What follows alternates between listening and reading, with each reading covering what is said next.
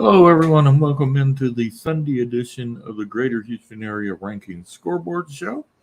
We're going to go over the scores from the weekend and take a sneak peek at how those might affect the rankings when they're released tomorrow.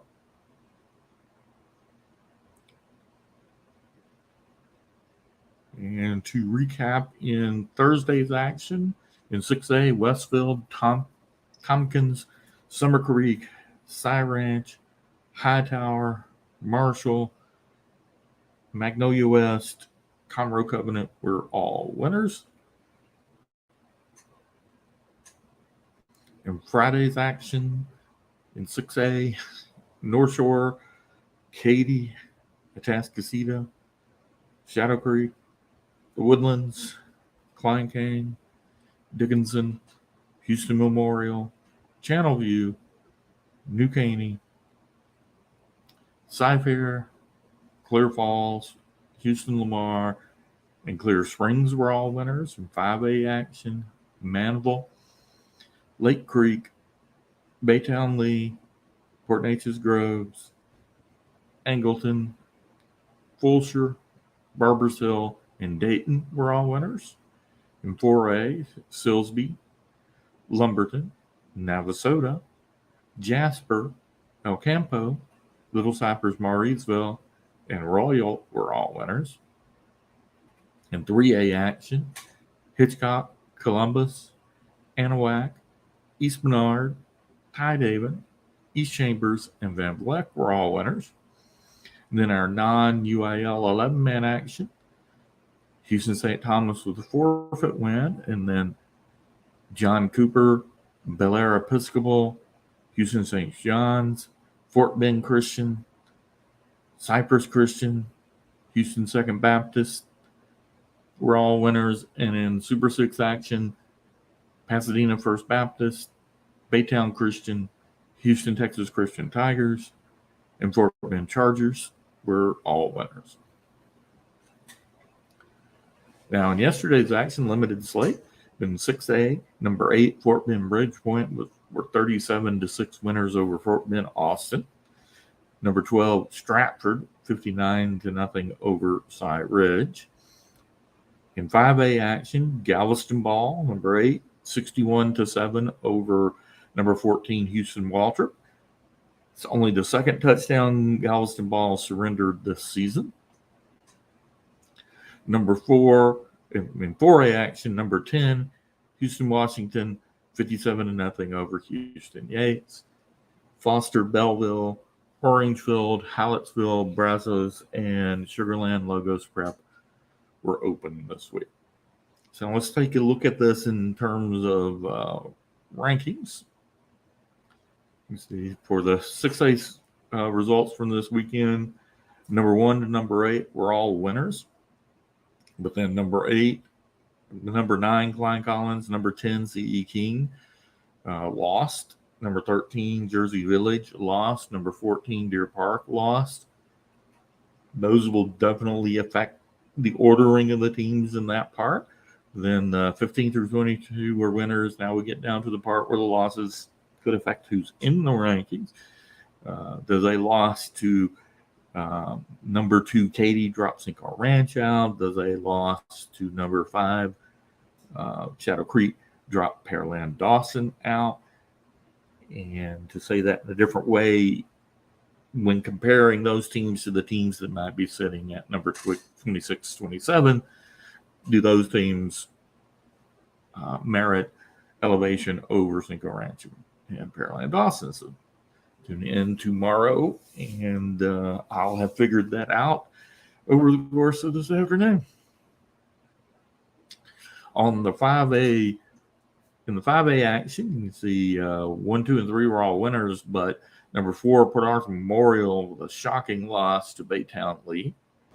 5 through 11 were either open or winners, but then we take a bunch of losses at the bottom. Kingwood Park, Texas City, and Houston Waltrip all lost. Definitely look for number 15, Dayton, to move up with those losses in front of them. But then again, the same question as 6A. How does a loss by Kingwood Park to the team directly in front of them in the rankings impact them? How does a loss by number 13 Texas City to number 15 Dayton impact them? Excuse me. And how does a loss by Waltrip to number 8 Galveston impact them?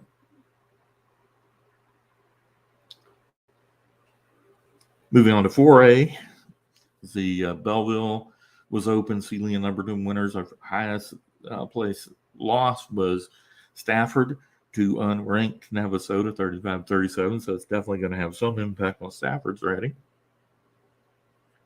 Number 8, Hampshire Vanette, falls by 7 to number 2 Silsbee. I'll go ahead and let you know.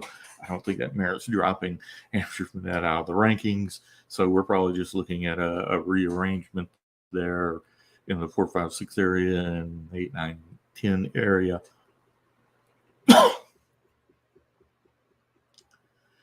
On the 3A side, you can see 1, 2, 3, 4, 5 were either open or were winners. Number 6 Bowling was the only ranked team to lose. East Bernard, turning their season around, pulls out the win 35-31. Probably not enough to drop Bowling all the way out of the rankings, but definitely will merit some teams behind them moving up. And in the non-UIL 11-man ranks, 1 through 4 were winners, but 5 and 6 lost. Kincaid, number 5, Kincaid drops to number 3, Bel Air Episcopal. Number 6, the Woodlands Christian drops to number 10, Fort Bend Christian. Sowers Christian wins. And then number 8, Houston Lutheran South loses to number 9, Houston Second Baptist. So definitely we'll see a lot of movement here. And again, the question will be, does the number, say, 11 and 12 teams merit moving in front of these teams into the scoreboard? And 6-man Super 6 action, chalk. All the teams either won or were open. There'll be no reason for any changes in the Super 6 rankings.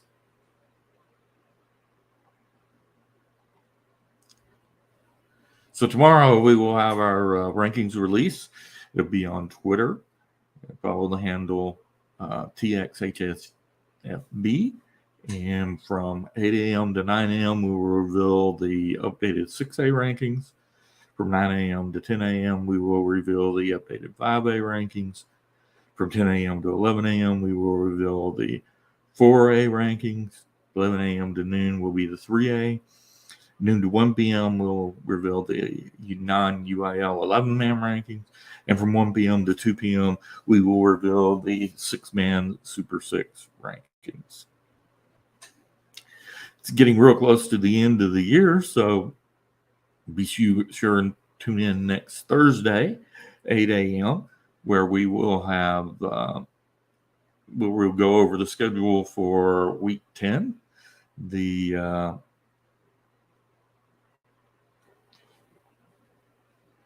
And there's possibility I'm going to do some more live streams during the week to go over scenarios within the greater Houston area districts.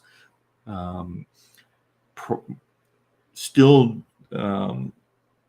digging into what the various scenarios are. It gets very complex in 8 and 9 team districts where there's 4 games each week, which leads to 256 different game win combinations.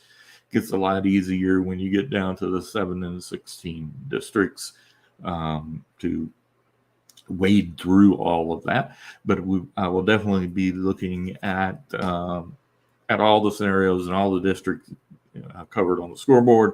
So have your notifications on for the YouTube channel, and if I do any live streams, you'll get the notice. Until then, tune in Thursday, 8 a.m., and we'll go over the schedule for Week 10.